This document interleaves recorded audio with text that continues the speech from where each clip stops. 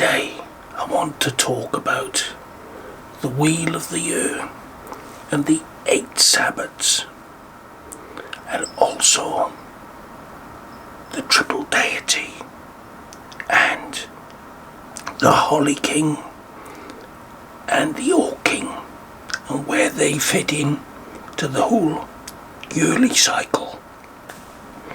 So let's get on.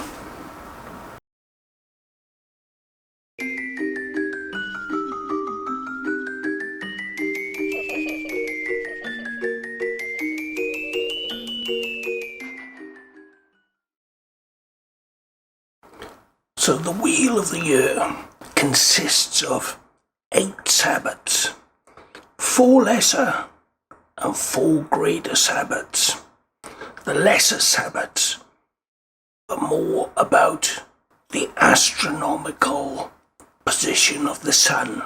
So basically that means the winter and summer solstice and the spring and autumn equinox. And so they are festivals that revolve around those 4 events.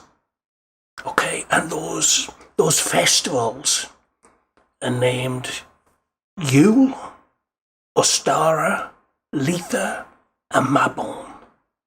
And the greater Sabbats, well, they are the 4 great fire festivals that were held by the ancients. And they were placed equidistant between the minor Sabbats. So, for instance, Beltane, which is the 1st of May, or May Eve, and that was placed between the spring equinox and the summer solstice. Now, as I said, there are 4 lesser Sabbats, and they follow the agricultural cycles, and that's why they were important in the ancient world. It indicated a time where certain things needed to be done, such as the harvest or bringing the livestock down from the mountains. And these Sabbats, they celebrate the life, death and rebirth cycle. And they're called Samhain, Imbolc, Beltane, and this last one I always have a problem with, Lughnasadh. So let's talk a bit more about the lesser Sabbats.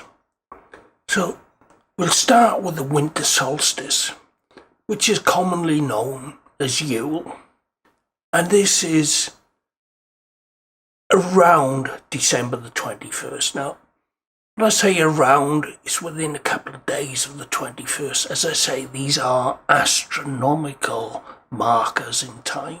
The timing does vary a little. And Yule represents the rebirth of the solar god. And some of the traditions are gift-giving, fasting, and visits for the children from the Holly King. Now, spring equinox, probably my favourite, that and Beltane, but spring equinox occurs around March the 18th to the 21st. This is a time where the light is on the rise.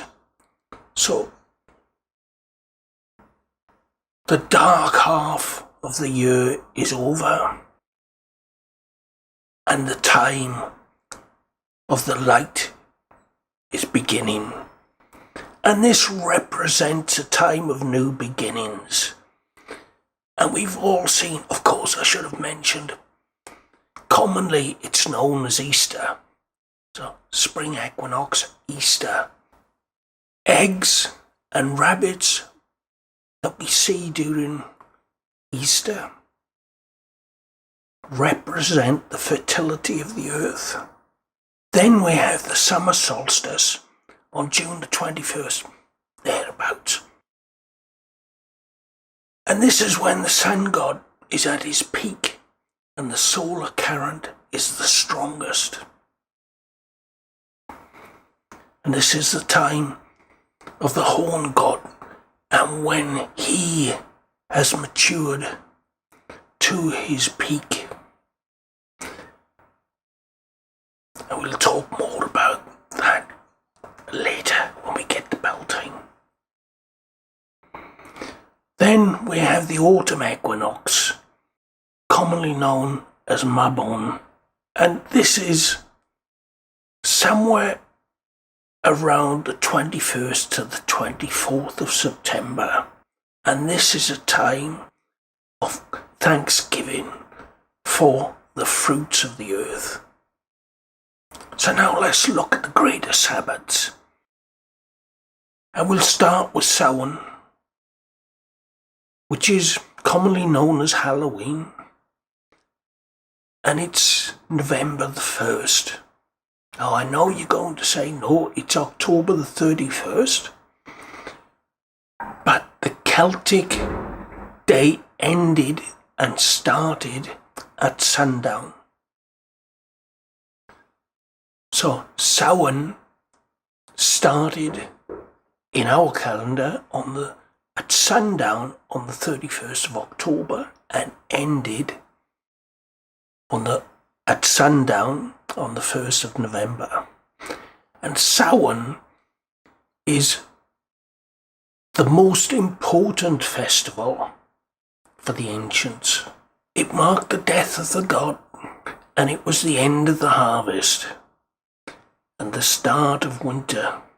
And it's marked by being halfway between the autumn equinox and the winter solstice.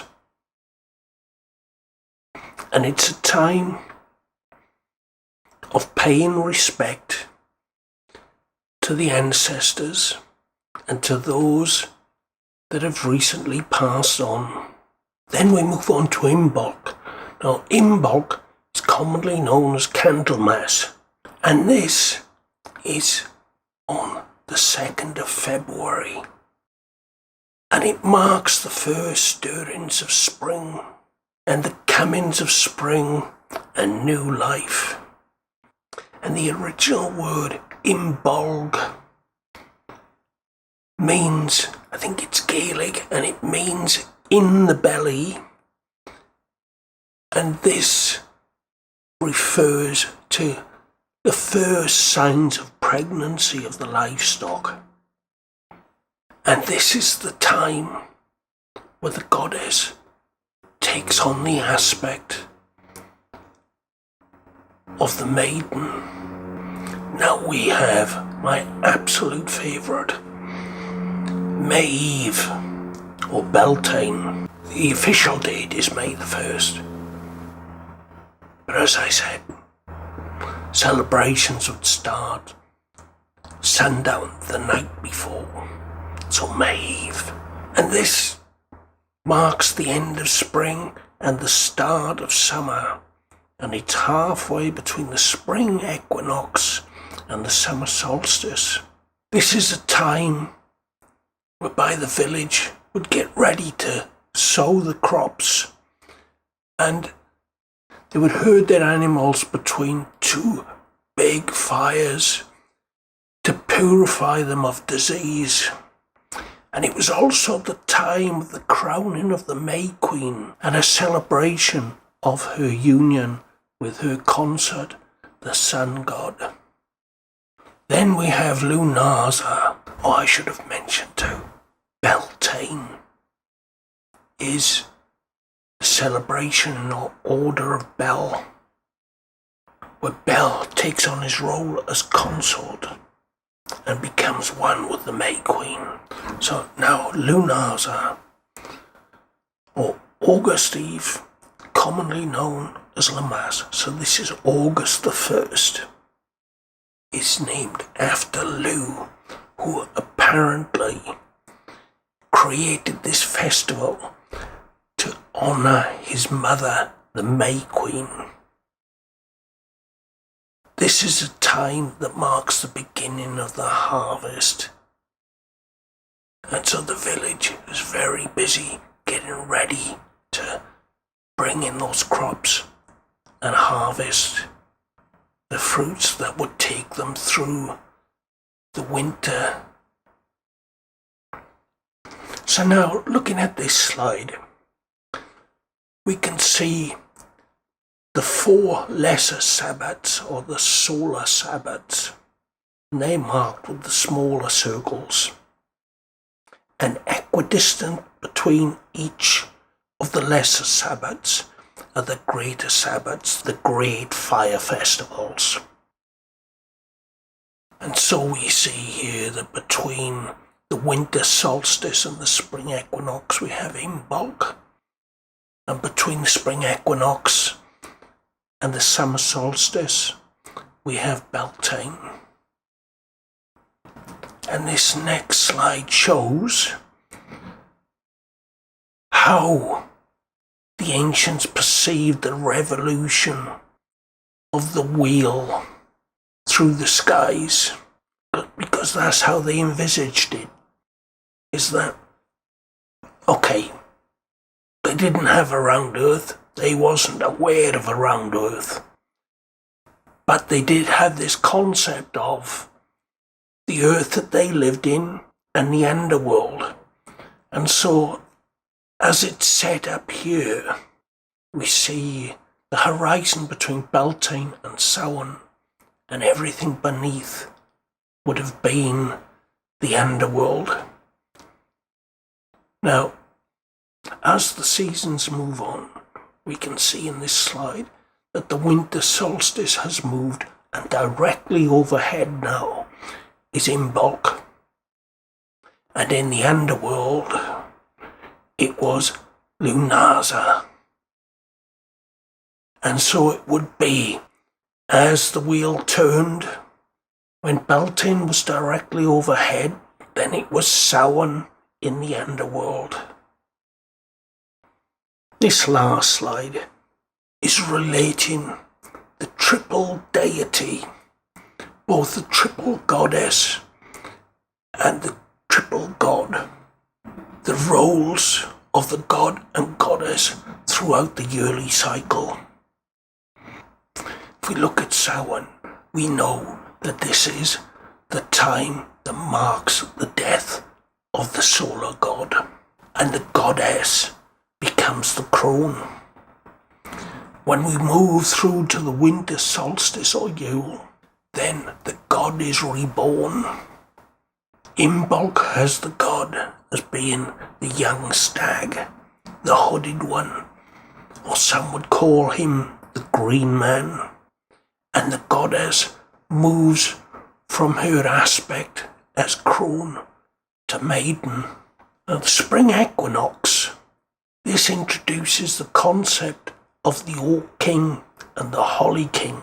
And the Oak King and the Holly King are in constant struggle, fighting for favour of the great goddess of all. And at spring equinox, the Oak King starts to win his battle and becomes the prominent power. He is the ruler of the light half of the year. At Beltane, which is an extremely important time of the year, this is the time of the goddess, the crowning of the goddess, and the union between the goddess and the god. Summer solstice, we see the god take on his role as the horned one. He is now the father, and the goddess takes on her role as the mother.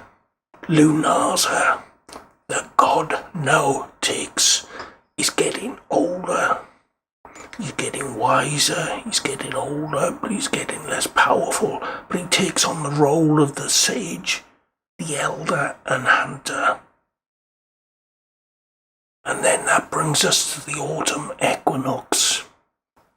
And that is when the Holly King starts to gain in power and takes his role. And rules the dark half of the year.